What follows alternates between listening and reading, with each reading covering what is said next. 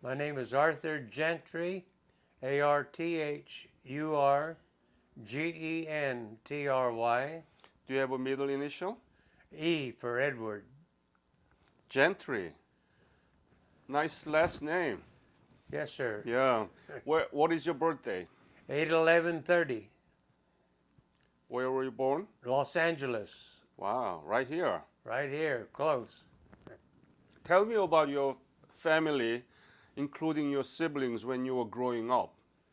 Okay, well, I was born in Los Angeles. My mother and father moved to Los Angeles from a town in Nebraska. He worked for the railroad in the kind of like a roundhouse where they brought the engines in and repaired them. Mm-hmm. And he had an uncle that was LAPD in 1914, and he retired off of the police department, came back through Nebraska and told my father, he said, "You got to get out of here, kid, because you got to come to California. I'll get you a job." So my mother saved enough gold coins at the time, and they got the bus to Los Angeles, and he went to work for the bus company and the streetcar line, starting buses in 1927, 50 cents an hour. What about siblings? You have brothers and sisters? Okay, I had an older brother. He's passed on, and he was in the Marine Corps in 1939. He was a reservist in Los Angeles, and they activated the reserves into the regular Marines, and he came to San Diego in 1939. Then I had two older sisters. One of them is still alive, and I had two younger sisters. What school did you graduate? I went to Bell High and then to El Monte High in a town out of Los Angeles. El Monte? El Monte, right. A-L? No, E-L, Mm-hmm. M-O-N-T-E, El Monte. When did you graduate? I didn't graduate. In the 11th grade, a friend that I was in the 4-H club with, that's a club that does farm animals and that. Mm-hmm. I got off the bus one morning at school, and he said, "Hey, Art, let's go join the Marines." And I said, "Sounds good to me." Just like that? Yes, this was February, the 1st of February in 1948, and everything was kind of peaceful.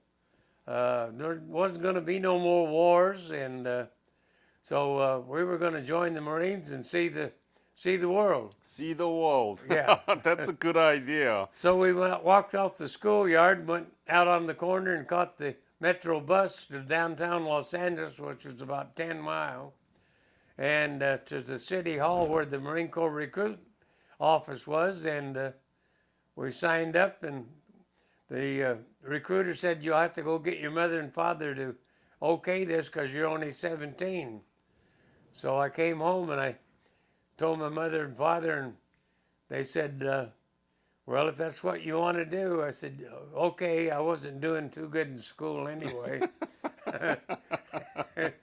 And so they said, "Report back tomorrow with this signed," and reported back the next day. It was on February the 4th, actually, and they put us on a bus. There was 15 of us, and we had a bus ride, the Greyhound bus from Los Angeles to San Diego. And we got off that bus that evening, and life has never been the same since. So, was it Pendleton? Well, no, we came to MCRD, which was in San Diego here. We were there yesterday for a graduation. Right. And it's a lot different today than it was back in 1948. How was the basic training for a 17-year-old young boy? Well, it was, the basic training was, I knew discipline because I came up under a household that believed in honoring your father and mother. Uh-huh. And, but it was different, because you was not only looking out for yourself, but you had to look out for the one on your left and the one on your right. You were now a family, so to speak. Mm-hmm. So from there, where did you go? Well, it was 10 weeks of basic training. We had about 4 weeks at MCRD, and at that time they had another base just up the road from MCRD, which was called Camp Matthews. And we went there for 3 weeks for rifle range to qualify on the M1s and the BARs and the 45s. And then we came back to MCRD, and after 10 weeks, we were Marines. And then we got a 10-day leave and went home, reported back to MCRD about 4 days. They loaded us on trucks and took us north to Camp Pendleton, which is about 35 miles. Yep. And we got off of the trucks, and they said, called us out, and they said, "You're now the 6th Marines," and that was at Camp Pendleton. What about what company? Well, at that time we were 6th Marines. This was in about April of '48, and then we became the 7th Marines, and then in 1949 our company was designated to go to China because China had fallen into the hands of the communists, and Chiang Kai-shek had went to Formosa, which I guess is now is Taiwan. And when we got to Pearl Harbor, Hawaii, they put us off the ship because the China didn't take Hong Kong, and our embassy had been relieved, and so we came back to the States. Uh-huh. And then, did you know anything about Korea? No, at that time I didn't know nothing about Korea. I knew about Japan and China because when the war broke out in 1941, at our little school that I was going to outside of Los Angeles, we had a Chinese family and a Japanese family in the community. Mm-hmm. And as soon as the World War II broke out, they rounded up all of the Japanese family and put them in what did they call it? Internment camps. And the Chinese kids all had little signs on their stickers on saying, I'm Chinese. Really? And so there was, they talk a lot about how they treated the Japanese at the time, but I think it was also for their own safety. But you didn't know anything about Korea? No, not at that time. Mm-hmm. Never heard of it. When did you leave for Korea? I left for Korea. We were standing, I remember the day, it was June the 25th. I was, at noon, we went over to the PX at Camp Pendleton, and for some reason, I think it was a payday weekend, and we were going over to the PX, and our gunny sergeant got up on the steps, and he said, North Korea has invaded South Korea. And we said, "Gunny, where's Korea?" He said, "Well, I was a prisoner of war there." He had been in World War II, and so he knew exactly where it was. And so at the time, MacArthur had volunteered the 1st Marine Division to go to Korea, and after 2 weeks of loading ship, we sailed out July the 14th out of San Diego here on a troop transport called the George Clymer, and we sailed for Korea and got there on August the 2nd in the evening at Busan. You didn't stop at Japan? No, we went directly to Korea. We were basically about 17 days because of the convoy with the LSTs, and we went directly into Busan Harbor and docked, and on August the 3rd we unloaded, and we were 6,400 men altogether. We were short a division, probably about 12,000 men. So at the time, what was your unit? What was my unit at that time? We were Easy Company, 2nd Battalion, 5th Marines, 1st Marine Division. 2nd Battalion and 5th Marines Regiment, Easy Company, right. 2nd Battalion, 5th Marine Regiment. What was your specialty? My specialty was anti-tank, the rocket, bazooka man. Ah. So did you know how to deal with the bazooka? Well, yes, we've been training. For 6 months before the Korean War broke out, our company was in, we got a captain that for some reason or other he wanted us to get some more training. So he would take us out into the hills of Camp Pendleton for 4 days, and we would come in on a Thursday night, and we would get 3 days liberty. And we thought that was pretty good. We would really work the hell out of the 4 days for him because we knew we had 3 days liberty coming up. Well, please tell me about the Busan that you saw for the first time in your life. How was it? When we unloaded off the dock, we got our ammunition, and there was a warehouse there. The dock, well, it was a strange country to me. The odor, they had what they called honey carts. Honey pot. Yeah, where they picked up the Human waste? human waste and took it out to the rice fields, they told me, or the rice paddies. Yeah. So smell bad. Yeah, so they marched us down to the railroad station in Busan and put us on narrow gauge trains that burn coal or something or other. And we went out about 20 mile. It was called the Busan Perimeter at the time. And the Army was about to give up all of Korea at the time because the North Koreans had come clear down to the perimeter.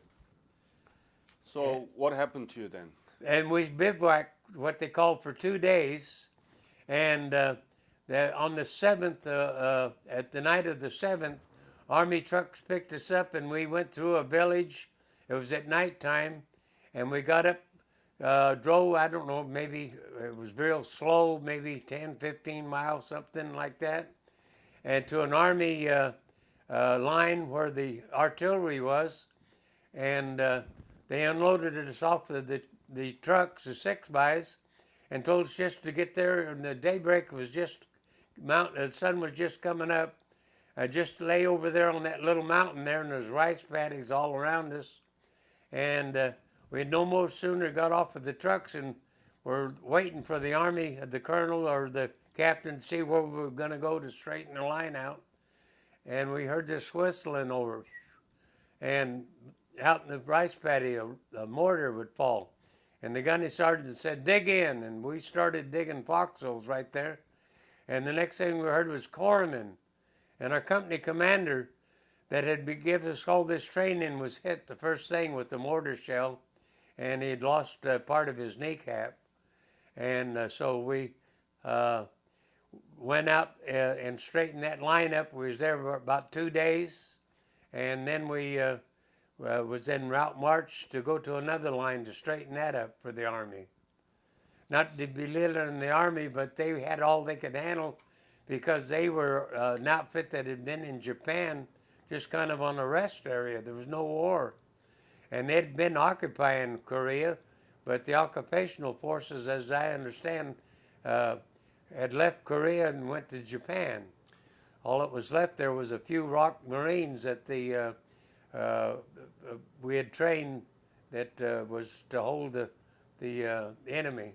Did you think that you could win that battle at the Busan perimeter? Wasn't it desperate? Well, we didn't. We knew that everywhere we went, in our minds, that we were going to win. Each little battle, we call them little battles. I remember the next main battle was the Nekton River, which was one of the holding lines because it was the river that the enemy had to cross. And that was on August the 17th. We was at the Nekton River, and we straightened up the Army lines there. And then we came back and we made a couple other battles, August 20th, 30th, and on September the 6th, I believe, was when we went back to the Necton River again. The enemy had come through the line there, and on September about the 10th or 12th, we loaded aboard ship, and they told us we were going to Inchon to make a landing. Tell me about the Inchon Landing. Okay, the Inchon Landing, when we got aboard ship again, we had to make some ladders, and we said, what are these for? And they were 15-foot ladders. They'd got lumber from somewhere, and they said, well, we're going in where where you can't land, and because the tide goes out for 6 miles. Well, growing up in California, I seen the tide go out maybe 5 feet, go on the beaches here in San Diego and Huntington Beach. But when we pulled in there in the evening, it was just quite a sight looking back on it. All of the rockets and the bombardment and the corsairs and all, and we were set out there in the harbor, and it was just about, I think, around 6 o'clock, we came over the side of the ship down into the Higgins boats with the ladders going for the seawall. There was a 15-foot seawall there, and we put the ladder up and climb over up the ladder and over down in, and there we made the landing. Was it dangerous? Not looking back on it, I guess it must have been, but we never, in my mind, I never thought of danger. I mean, what I meant is that were there any North Korean resistance? No, there wasn't much resistance. There couldn't have been with all the bombardment and all that. There was slight resistance until the next day. Was it September 15th? September the 15th, 1950. Mm-hmm. And then from there, where did you go? Well, September 15th, 16th, I believe it was about the 17th, we come to Kimpo Airfield. At the enemy, it was holding, and we went in and took the airfield. It was long in the evening. And we got the airfield, and about midnight, we heard the enemy was coming, and they had what they called a bonsai attack. I guess they had learned that from the Japanese. Mm-hmm. And at this time, learning a little history, we understood that Korea had been under the occupation of Japan for 35 years. And in 1945, President Roosevelt at the Yalta Conference had divided Korea into South Korea and North Korea and gave half of it to Russia. And so anyway, that's another story about... but you were there at the Gimpo airfield. Right, we had to hold the airfield because we had the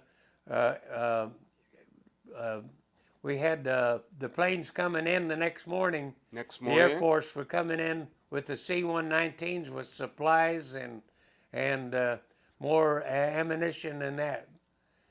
And Kimpo, I think, is somewhere around, 20 miles from Seoul?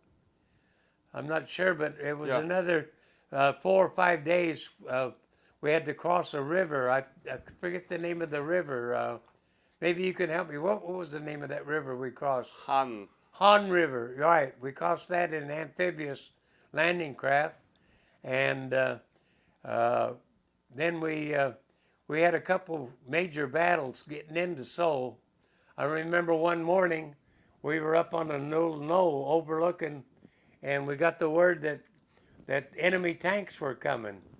And we got the word, and so I got my bazooka and my ammunition man, and we started out, but our tanks were with us at the time with their 90 millimeter guns, and before I could get down to where to make a fire at the tanks, our tanks had taken them out, and that was really a gory mess to see. What about Seoul?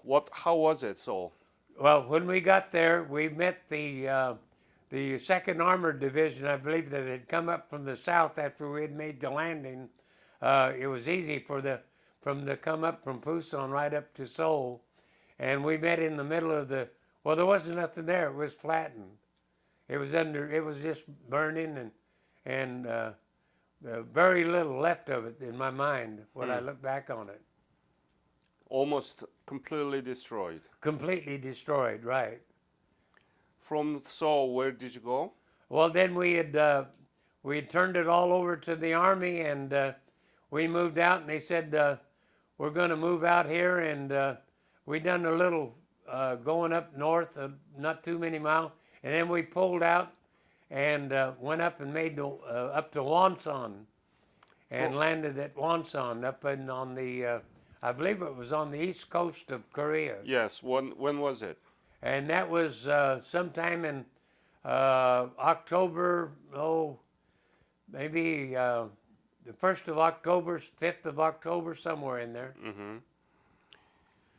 From there, where did you go? And then we went on up, and we were on the east side of the reservoir, and it started to begin to get cold and snow, and we weren't trained for the cold. We were South Pacific guys, and but they gave us these what they call parkers, big heavy coats and gloves and rubber kind of a galoshes, we called them, to put over our boondockers. Mm-hmm. And we moved up in trucks through a pass, which was about 11, 15 miles, something like that. And we were the point going up, Easy Company was. And at that time, this was November the 25th, 26th, and about the 27th of November, we were en route march along in the evening, and we started getting sniper fire. Where? And this was, well, the furthest point up, I don't know what they called it, was no name of that place. We were about, they said about 35 miles from the Manchurian border at the time. So was it Udamni? No? Might have been Udamni. Or it was the furthest point north. Hudong? Hudongni. Sudongni might have been. Look at this map. Okay. And let me know where were you. Can I put my glasses on, sir? Sure. Let's see this. Well, we were the furthest point north, and we got started getting sniper fire. We were kind of in a route march. Is this the furthest point north? Yeah. Yeah. Well, we were there far north as we got. Mm-hmm. And so we started getting this sniper Were fire. you with the army? No, I was with the Marines. Marine. Yes. But were there any army soldiers? No, the Army was went to the east side, and we went to the west side. You went to the west side, right? Yeah, the main. We changed sides with the Army at that time for some reason. So you don't remember what was Udamni? Does it? Well, we went through UNMD coming back. Uh-huh. Going up, there was no. We just went on up. Okay. We were going up to maybe 2,000 Chinamen there, and we were going to send them back home and tell them where to go, and and they were maybe they were just kind of not guerrillas, but just volunteers of some sort. Yeah. They weren't supposed to be there, and we were supposed to take them, send them back home, and we were going to be home for Christmas. That's what MacArthur said. That's what General MacArthur said. But But he had another general under him, one of his advisors called Allman, I think. yeah, his General name. Almond. Yeah. General Allman. And he said, oh, there's just a couple hundred, his intelligence, a couple thousand maybe Chinamen there. Mm-hmm. But that wasn't true. No, it wasn't true because they were already dug in big holes, about big as this room here, caves like. They'd been there for a while. For a while, yes. Yeah, because we couldn't dig a foxhole at this time because the weather was getting down maybe 30 degrees below zero. And So we set up a line of defense that night on November the 27th. Yep. And I guess we knew what we were doing because we ran all these phone wires from Dog Company on our left and Fox Company on our right, and platoon, first platoon, second platoon, third platoon, weapons platoon. All we had them. We had this defense build up, and set up our watch for the night. And this was about when we got all this settled in about 9 o'clock, and some of us just got to sleep. And boy, about 10 o'clock, the moon come up. I think it was full moon that night, November the 27th. Mm-hmm. We started hearing all these bugles and whistles and noise, and the term used was all hell broke loose. What were you thinking when they were attacking? Thinking we better do something. Really looking back on it, 65 and a half years or almost 66 years ago. Yeah.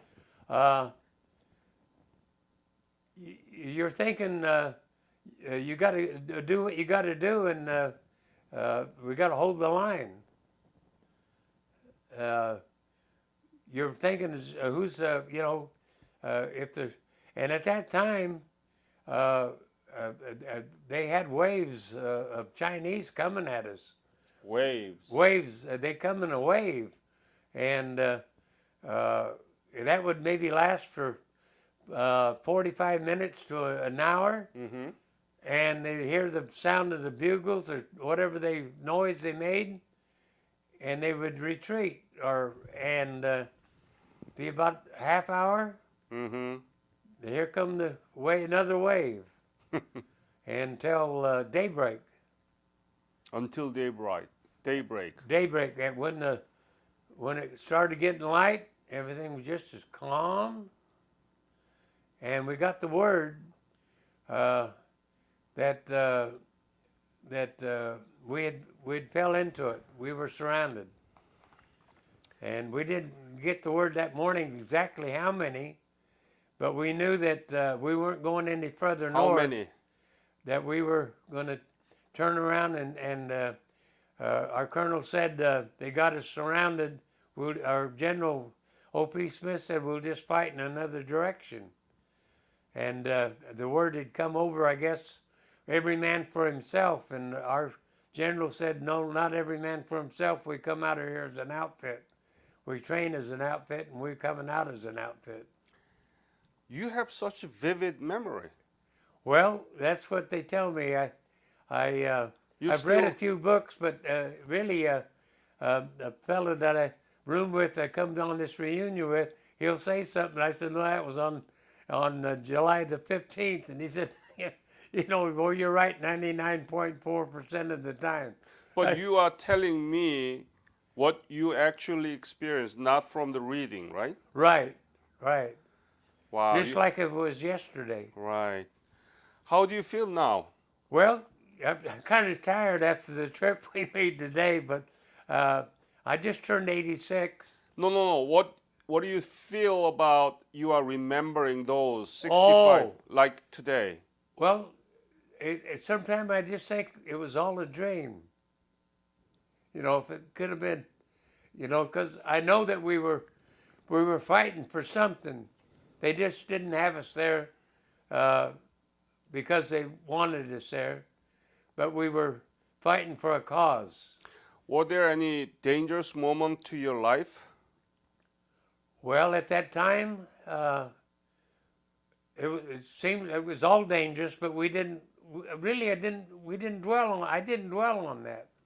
Mm. The only if I fast forward and then maybe come back, the most maybe dangerous time to my life, I thought the enemy had blown up a bridge that had spanned this here. Forget what they called it, but we had to have that bridge to get out because it was just sheer cliffs and our equipment. And we had to wait for them to fly a bridge in and assemble it over that space. and we were kind of marking time there, and it seemed like it was, I don't know how long it was, maybe 48 hours or, you know, and we didn't know exactly. We knew the Chinese had been there because they'd blown the bridge up, and at this time we had went through several convoys that had been hit, Army convoys and our own convoys, and we just knew we were coming out. What was the most difficult thing if I ask you to pinpoint one The most difficult? at the time? You mean experience of Yeah. Among many of your memories? Yeah, in Jangjin battle. Well, the battles, they were all difficult, but the most difficult in my memory was loading the ones that had deceased on the truck. And of course, that was, you know, to see one of your own die right there, basically in your arms next to you, and then. So many of them, right? Right. Also, so many Chinese. Yeah, Chinese, but we didn't, you know, well, I guess I can say this, we never took any prisoners. Meaning that you killed. Well, we didn't actually literally kill them ourselves, but we called the Corsairs in. Mm-hmm. How cold was it? Well, they told us it was 40 below, but I don't know, 20 below, 10 below. Personally, how did you feel that? Well, at the time, I don't know, I had to keep track of all of the men in our company at each place and each night, each morning, because I had the book to keep track of each man. Really? Yeah, where he was wounded, Yeah. and because our first company sergeant had been relieved before we went up to the reservoir, and he gave me the book because I was a bazooka man, remember, and Yeah. there was no enemy Chinese tanks. Right. So I didn't need to carry the bazooka any longer. Mm-hmm. So I was carrying the book for the men. We called it the company Bible, to see who was wounded and who was going where, and I would go if we had a staging area where the sick bay or where they brought the sick into. I would have to go there and check and see those men with their feet already blistered and black, and but for some reason I didn't put on a lot of socks. I had 2 pair of socks, and they were thin, and I guess some of them thought if they put on a couple pair of socks they would be warmer, but their feet would sweat and then they would freeze. But I had these 2 pair of socks, and I would change them when I could and dry them out and carry them.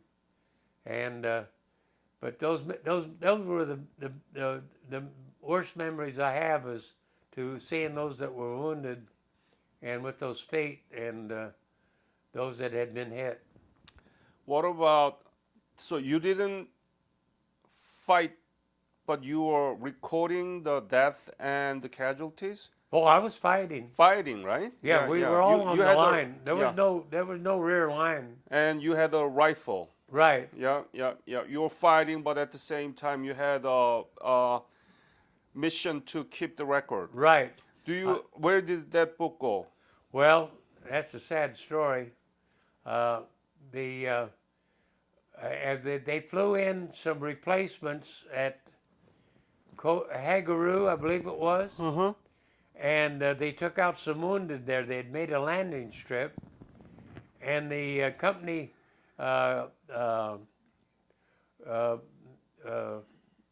clerk had flown back in. They'd flown him in from Japan. He had been wounded, and it was well, and he was a buck sergeant, and I was just a corporal. So he asked me for the book, and I gave him the book. And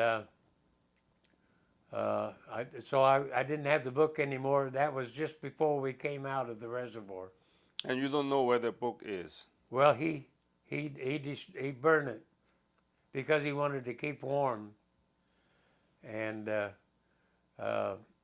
you know, I wouldn't tell the story, but it's 66 years later, and I was asked while I was on this reunion about one of the men if I knew where he was, and the historian that's here that deals with the the MIAs, and says that we left one of our wounded there the first night, and that's in my memory right now that I just don't remember that leaving anyone there.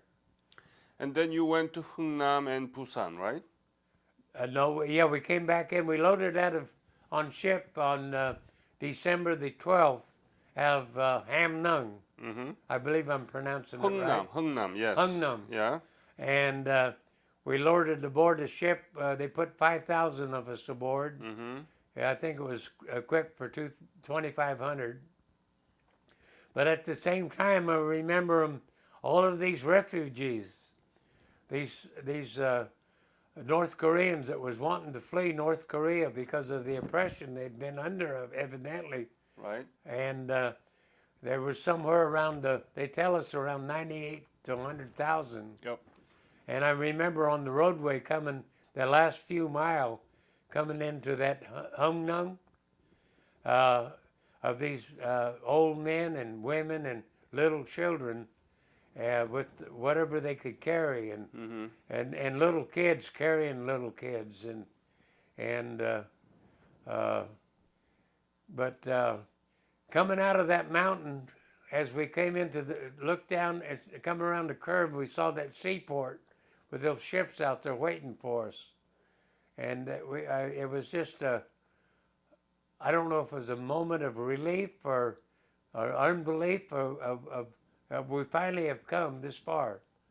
And as we come around there and saw those ships, we were kind of war-torn at that time out of, let's see, what was it, 15 days?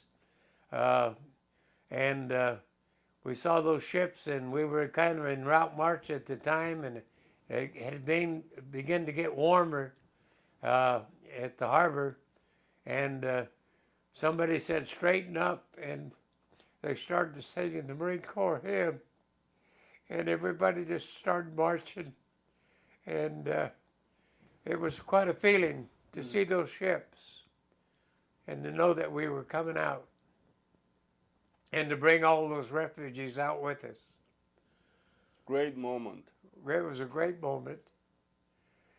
And then to load aboard the ship, and to see the man that I'd went in with and joined with, he had been in another company, and we met each other aboard that ship the next morning. And it was a great moment to see that we'd both made it out. So from Busan and Masan, where did you go? We started back up to Central Korea, to the 38. 38. This was in, let's see, with January we spent in Masan, and we call it the bean field, I guess. We were recuperating there. Yeah. And then we started moving on up January, February, and March, and I got relieved, I believe it was the end of March, because I got home, sailed in under the San Francisco Golden Gate 2 days before Easter Sunday in 1951. Mm. I was one of the first to be relieved. Have you been back to Korea? I went back in 1968. Whoa. I wanted to make a trip to Hong Kong and to Singapore because Billy Graham was having a meeting there in Singapore for all of the pastors of Indonesia and Philippines and that. Brought them all into Singapore, about 1,000 evangelical pastors. And so I met wanted to go there, so I spent about 6 weeks going, and I stopped off in Vietnam even for 2 weeks. This was in October of 1968. Were you a pastor? I was in the ministry at the time, Really? right? Ah. And my second cousin had started an orphanage in Inchon, and so I went to visit that also. How come? How's that? How come your cousin had? Well, he had a what Was they he called missionary? United World Mission, and he had missionaries in different countries in Vietnam, and I visited the missionary in Vietnam in 1968.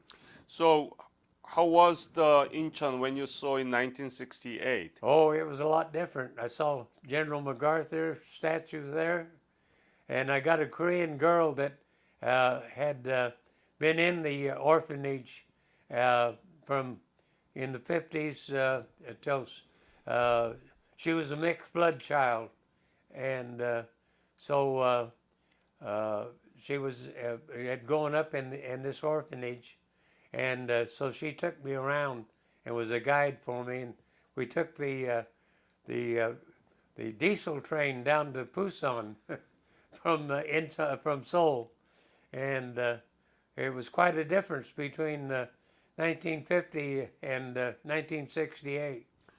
I stayed at the YMCA because it was a lot cheaper there. Yeah. I think it was like $3 a day or something, $3 a night, and But have you been back to Korea since then? no, not since then. But do you know how Korean economy has developed? Well, seeing it on TV and watching, and reading the books, and the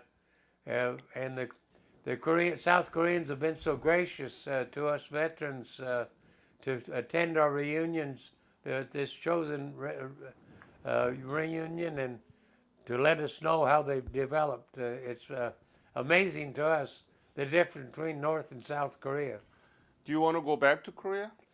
Well, not at this time, I don't believe. I appreciate the Korean people, and that trip in '68, I seen the development of it. I know it must be a lot different now than it was in '68 even.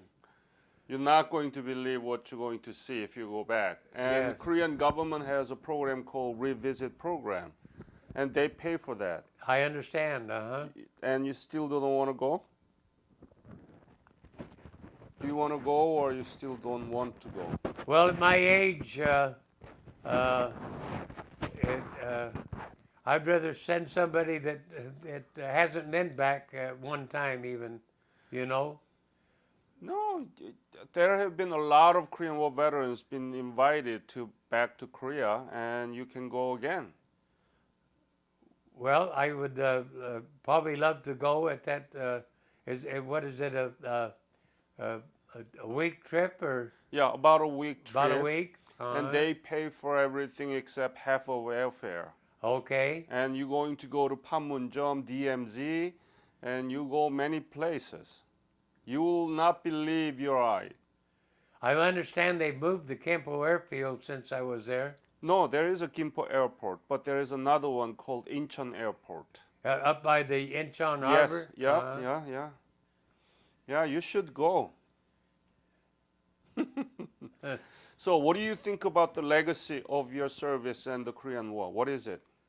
Well, our legacy is that if it hadn't been for the Marines, we wouldn't have come out of the chosen reservoir. Mm-hmm. And we came out of there as an outfit. We lost several men. I believe it was about 3,000 killed in action with the Army and the Marines. 3,600. 3,600. Mm-hmm. And about close to 6,000 severely frostbitten. Yeah. And I sit here, I guess in my right mind, with all of my fingers and all my toes. Mm-hmm. And I see those that, even on this the reunion. I can still get around without a cane or a walker, but several of our comrades are in walkers and in wheelchairs, and I believe it's a blessing of God that I'm here like I am today. Are you proud of your service? I'm very proud of the Marine Corps and the outfit that I was in. It was called Easy Company, but there was nothing easy about it. Oh, that's right. They now call Easy Company Echo Company, and I said, well, maybe Easy Company is just an echo now, but no. But our Easy Company, maybe probably each company feels that they're the best, and I heard that general yesterday at the Marine Corps Recruit Depot say his father was a Marine, and he was a corporal 3 times. But the Marines are better now, but I don't believe that. The Marines are always the best. Yeah. This is one of the most successful war U.S. has ever involved because of the South Korean economy and democracy, but we don't teach much about it. Yes. In my mind, and what little I've read about how the Japanese had occupied them for 35 years, and then after Japan surrendered, we took only half of Korea and occupied it, and got them more or less, I guess, back on their feet, got them headed in a good direction, and it was I believe it was the forgotten war, they call it, but in my mind it was the last war that we ever accomplished and won anything. Exactly. We held the line. Yeah. And explain about that, please. What is it? Okay, this is a interview that I did with Congressman Kevin McCarthy, our congressman in Kern County, and the reason I was hooked up with him because we have what they call an honor flight system. They send veterans to Washington, D.C., and so my honor flight guardian, I went 2 years ago, and I showed her The Chosen.